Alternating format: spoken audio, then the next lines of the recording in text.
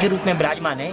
तो यहाँ चाहे देश का प्रमुख गणमान्य नागरिक, चाहे प्रधानमंत्री हो, चाहे राष्ट्रपति हो, चाहे राज्य को भी यहाँ सशस्त्र सलामी नहीं दी जाती है।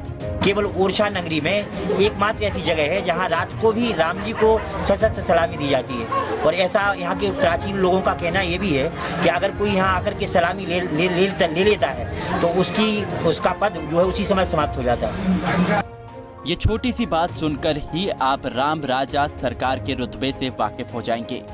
प्रभु श्री राम का जन्म भले ही अयोध्या में हुआ हो, लेकिन उनकी असली सरकार तो बुंदेलखंड में चलती है। भगवान राम यहाँ पर धनुष बाण लेकर नहीं, बल्कि ढाल और तलवार थामकर एक राजा के तौर पर सुशोभित है, जो जीवित स्वरूप में अपनी प्रजा का पालन पोषण कर रहे हैं। जितना अद्भुत और अलौकिक श्री राम का ये धाम है, उससे कई ज्यादा खास उनके अयोध्या से यहाँ आने की कहानी है।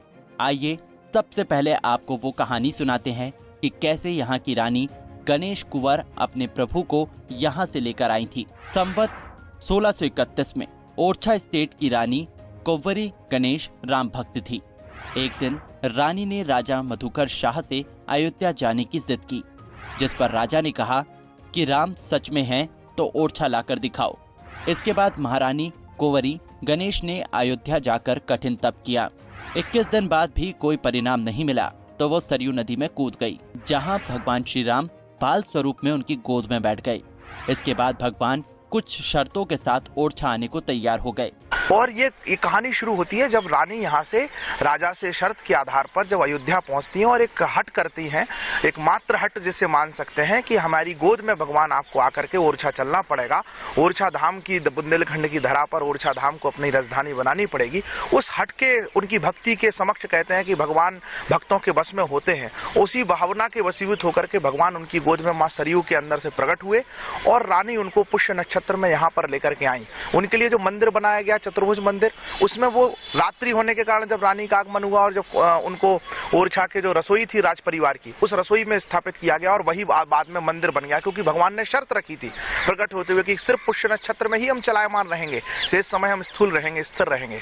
दूसरी शर्त रही थी हम राजा के रूप में स्थापित होंगे और राज परिवार का अपनी मर्यादा है, एक नगर में एक राज्य में 2 राजा नहीं हो सकते, इसलिए यहाँ से राज परिवार शिफ्ट हुआ, राजा यहाँ के राम राजा सरकार विराजमान हुए और तब से राम राजा सरकार को सशस्त्र सलामी इसलिए दी जाती है और यहाँ अन्य किसी राजा को या राजा जैसे कार्य में संलग्न व्यक्ति को, राज परिवार या राजनीतिक लोगों को सलाम इसलिए नहीं दी जाती है क्योंकि यहाँ पर राम राजा सरकार ही राजा के रूप में विद्यमान है, वही उनकी ही राजा के रूप में पूरा प्रोटोकॉल चलता है।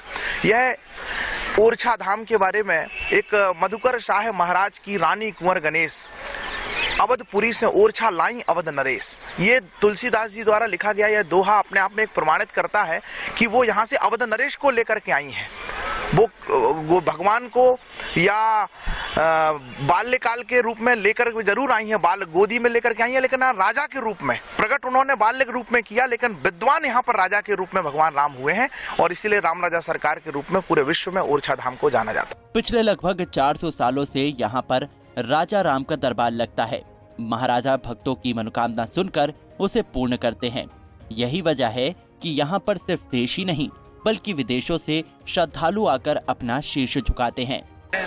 डेली दर्शन के लिए आते हैं क्योंकि यहाँ भगवान राजा के रूप में विराजमान हैं और इनके दरबार में जो भी आता है उनकी विशेष मनोकामनाएं पूर्ण होती है। हमारी भी कई मनोकामना पूर्ण हो गई है, इसलिए हम रोजाना यहाँ पे राम राजा के यहाँ मत्था टेकने के लिए आते हैं। जहाँ मेला वगैरह कुछ पुख नक्षत्र पर यहाँ का विशेष महत्व है। यहाँ पे पुख नक्षत्र में जो भी दर्शनार्थी 5 पुख यहाँ कर ले तो उसको विशेष लाभ मिलता है और विशेष फल मिलता है, यहाँ का प्रमाणित है। तो यहाँ भगवान राजा के रूप में विराजमान है और राजा सबकी मनोकामनाएं पूर्ण करते हैं। ओरछा में राम राजा सरकार का ही शासन चलता है। 4 पहर आरती होती है, सशस्त्र सलामी दी जाती है। राज्य शासन द्वारा यहाँ पर सशस्त्र गार्ड तैनात की गई है। ओरछा की 4 दीवारी में कोई भी वीवीआईपी हो या प्रधानमंत्री, उन्हें सलामी नहीं दी जाती है क्योंकि यहाँ के राजा तो श्री राम ही हैं। पंजाब केसरी टीवी के लिए कृष्णकांत बिरथरे की खबर। हमसे जुड़े रहने के लिए हमारे YouTube चैनल को सब्सक्राइब करें और नई वीडियो की नोटिफिकेशन के लिए बेल आइकॉन को दबाएं। अगर आप ये वीडियो Facebook पर देख रहे हैं तो लाइक जरूर करें और ज्यादा से ज्यादा शेयर करें। धन्यवाद।